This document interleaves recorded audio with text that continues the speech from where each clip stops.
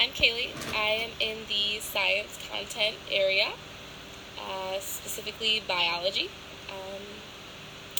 Fun fact about me is my mom and I have the same birthday. Another fact is I don't have air conditioning, which is why I'm really sweaty in this video. I apologize. But, yeah, so I've always wanted to be a teacher.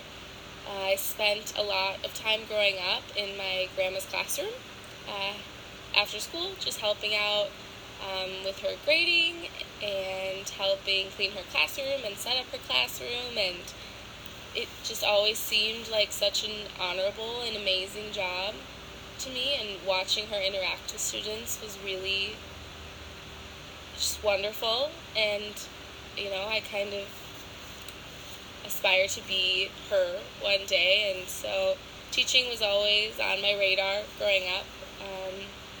And then I fell in love with science in high school, specifically biology, and pursued that in college, and have loved everything about my science classes, and I'm always reading science news and all that, so if you ever want to talk about science, I would love to.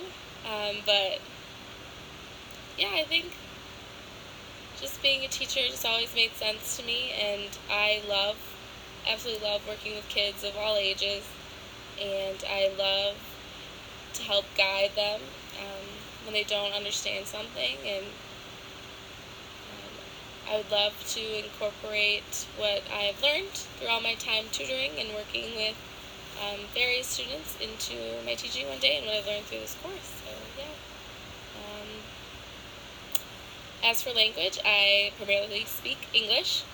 I've taken a lot of Spanish, and at this point can understand it pretty well when someone is speaking it, but I cannot speak it back as well anymore. I can also read it pretty well, but I can't write it, which is, I'm not fluent by any means when listening or reading, but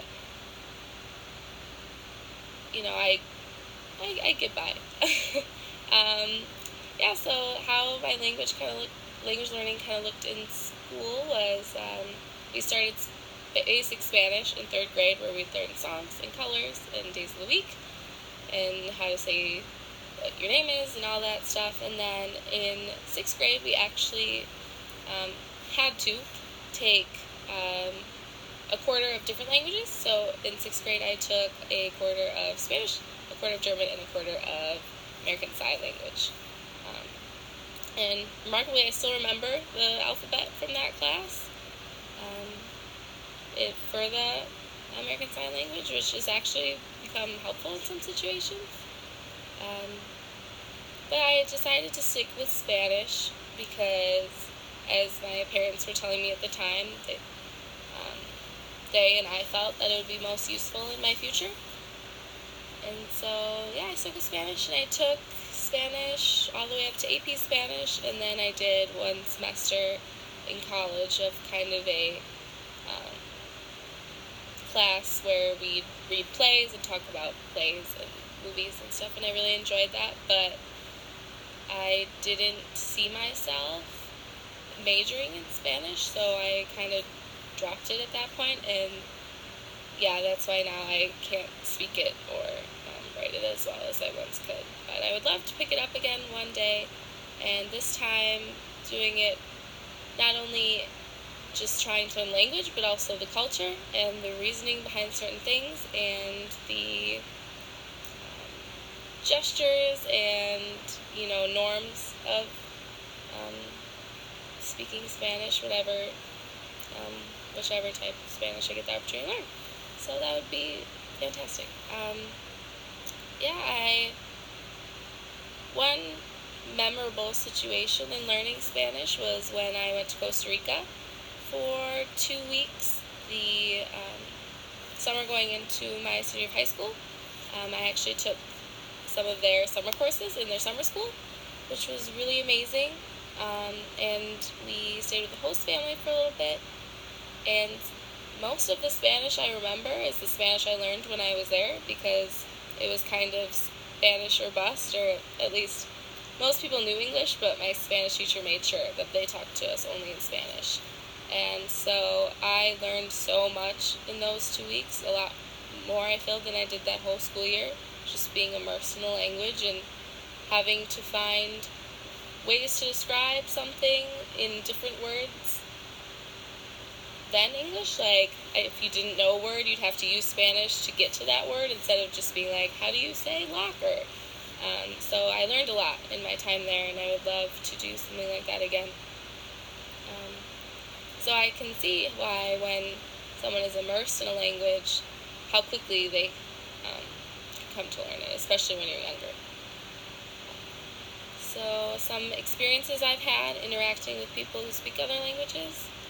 I worked at McDonald's when I was in high school, and when I worked in the kitchen, a lot of the people in there spoke very limited English, and at first it was a pretty big challenge because although I was in these Spanish classes, I didn't have the social aspect of the language, and a lot of language they were using was, I guess, how street Spanish, just phrases I'd never learned and swear words and all that stuff, and so it was pretty hard at first to communicate, but I ended up becoming really close with one of the ladies there that spoke almost exclusively Spanish, and we found ways around our language barrier with gestures and jokes and teaching each other words, and it was a really amazing experience. And, other than that, I work for the People program during the school year, so I've spent a lot of time with students that have been through ESL and whose first language was not English, and I've got to talk to a lot of them about that experience they had, which has been really great for these ESL classes because now I can apply what I've learned about them to their experiences, and I'm excited to learn a lot more. So thanks.